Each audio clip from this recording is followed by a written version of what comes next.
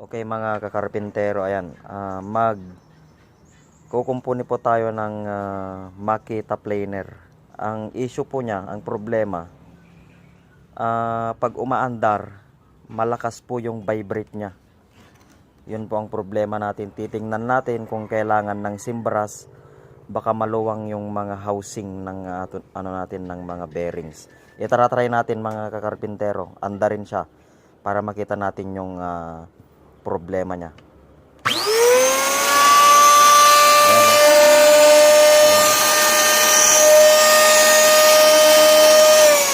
Yan. Pag nakukuha niya yung full RPM niya, yun, nagbabibrate siya. Yun, ganun po yung tunog niya. Aayusin natin. Samahan niyo ako. Okay, mga kakarpintero, ayan, nabaklas na natin. Ang gagawin po natin mga kakarpintero, maglalagay po tayo ng simbras dito. Kasi yung armature po ang nagke-create ng vibration. Ang alam ko po, ang pagkakaalam ko, doon sa housing niya, doon sa loob, maluwang. Kaya ang gagawin natin, maglalagay tayo ng simbras dito para hihigpit siya. Ayan mga kakarpintero, okay naman pa yung mga bearing niya, okay naman po, hindi naman po umaalog yung mga bearing. Kaya ang gagawin natin, ayun lang, lalagyan natin ng simbras mga kakarpintero. Ayan, tinanggal na natin sa mismong housing niya, housing frame. Ang gagawin din natin mga kakarpintero, binaklas na natin, tatanggalin natin yung mga grease seal niya sa bearing at saka lalagyan na rin natin ng synthetic grease. Okay, ayan mga kakarpintero, natanggal na natin yung mga seal rubber niya sa bearing at saka nilinis na rin natin yung mga bearing niya. Yan, ready na siya para lagyan ng synthetic grease. Ang tip po mga kakarpintero, pag nagtatanggal po tayo ng rubber seal at pag tinatanggal natin yung bearing seal, yan, ang gagawin lang po ninyo, gagamit lang po kayo ng pointed mga kakarpintero.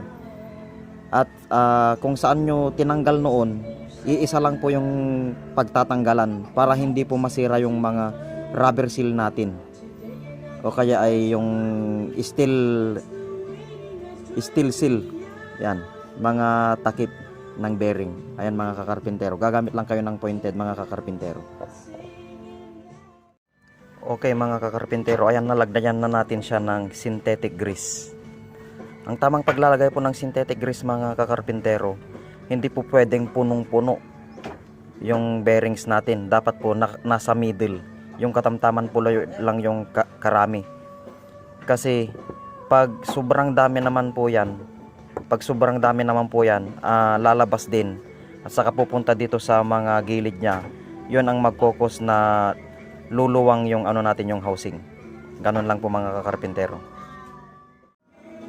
At ang isa pong tip mga kakarpintero, pag nagse-service kayo ng planer po, ang gagawin po ninyo rin, lilinisan na rin ninyo po, tatanggalin nyo po yung mga niya, yan o.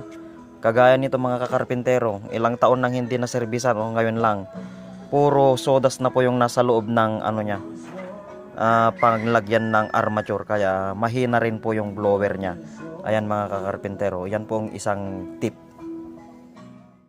Okay mga kakarpintero, ayan na, nalinisan na natin, ayos na, tinanggal na natin lahat yung dumi, ready for reassemble na mga kakarpintero. At maglalagay na rin po tayo ng simbras sa maluwang na housing mga kakarpintero. Ayan, nalalagyan na natin ng simbras. Ayan po, papunta po doon po sa loob, doon po yung housing niya, doon po yung maluwang. Ganyan po ang gagawin ninyo mga kakarpintero. Yan yung tira ko, simbras po ang kailangan, sana effective. I-reassemble na natin mga kakarpintero. Okay mga kakarpintero, ayan, nalagyan na natin ng simbras at saka na-service na natin yung mga bearings. Ayan, itetest na natin mga kakarpintero. Kanina po may nagcreate po ng vibration. Kaya magalaw yung planer natin. Malakas po yung vibrate. Ayan, itetest na natin kung okay na siya. Ayan mga kakarpentero, okay na okay na.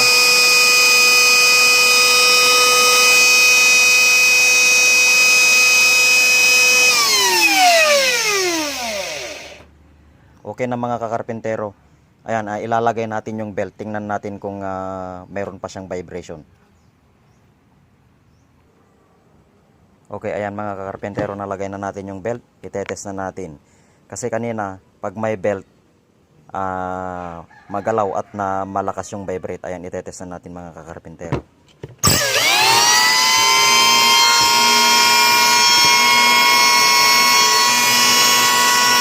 Ayan mga kakarpentero, okay na.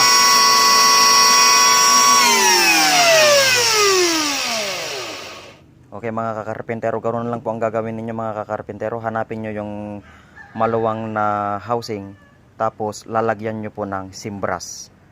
Very effective mga kakarpentero. Okay, kung nagustuhan nyo po yung video ko mga kakarpentero, please like and share. Thank you for watching.